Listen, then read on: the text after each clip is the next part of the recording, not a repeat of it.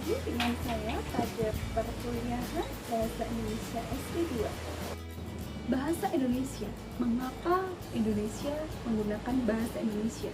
Dan kapan atau dari mana asal mula bahasa Indonesia? Baik, sebelum kemerdekaan negara Indonesia, cikal bakal bahasa Indonesia berasal dari bahasa Melayu. Artinya cikal Melayu merupakan cikal bakal bahasa Indonesia. Nah, mengapa bahasa Melayu? Mengapa bukan bahasa Jawa ataupun bahasa daerah yang lainnya ya? Bahasa Melayu digunakan dalam berbagai bidang sebelum kemerdekaan Indonesia.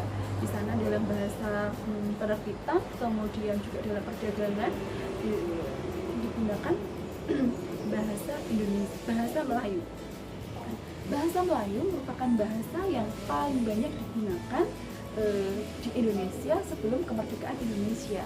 Di sana digunakan dalam berbagai sastra, karya sastra, kemudian digunakan dalam berbagai dunia perdagangan seperti itu ya, menggunakan bahasa Melayu. Dan adanya tingkatan dalam bahasa Melayu menjadikan bahasa ini lebih mudah untuk diterima oleh Sumpah Pemuda merupakan tonggak sejarah penggunaan bahasa Indonesia. Pada butir ketiga Sumpah Pemuda disebutkan bahwa kami putra dan putri Indonesia menjunjung bahasa persatuan, bahasa Indonesia. Bahasa Indonesia digunakan sebagai bahasa persatuan, bahasa yang menyatukan pemuda dari seluruh pelosok Nusantara ketika itu dalam sebuah kongres pemuda. Digunakannya bahasa Indonesia sebagai bahasa persatuan juga di sini didukung dalam penggunaan bahasa dalam berbagai macam media.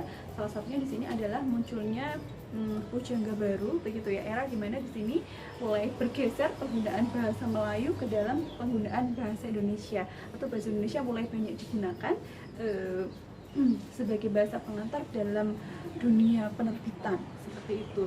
Bahasa Indonesia semakin kuat penggunaannya di Indonesia di sini adalah dengan setelah adanya proklamasi kemerdekaan Indonesia dan di dalam Undang-Undang Dasar 1945 di sana tertulis bahwa pada pasal 36 bahwa bahasa negara ialah bahasa Indonesia.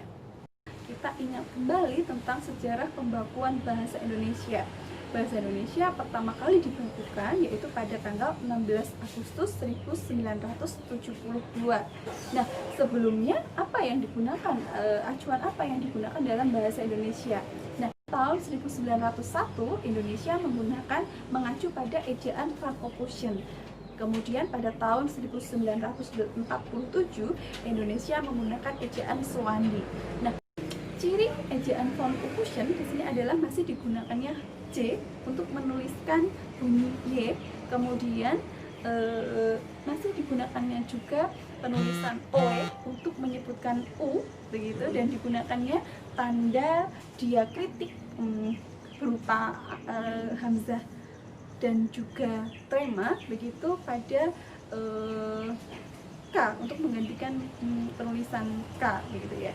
Nah, selanjutnya pada ejaan hal ini bergeser pada ejaan Swandi, yaitu pada tahun 1947, di mana di sana penulisan C sudah berubah menjadi Y, kemudian juga penulisan OE menjadi U, begitu. Nah, namun ada hal yang khas juga dalam ejaan Swandi. Di sini adalah digunakannya angka 2 untuk menuliskan kata ulang. Selain itu, juga penulisan kata depan yang ditulis serangkai dengan kata tempat. Selanjutnya, pada tahun 1972, ini menjadi bergeser. Jadi dalam bahasa ejaan setelah bahasa Indonesia disempurnakan, dibakukan, di sini C menjadi Y, kemudian penulisan TJ menjadi C, kemudian juga tidak digunakan lagi angka 2 untuk menuliskan kata ulang, serta di sana penulisan kata tempat dengan kata depan itu ditulis secara terpisah.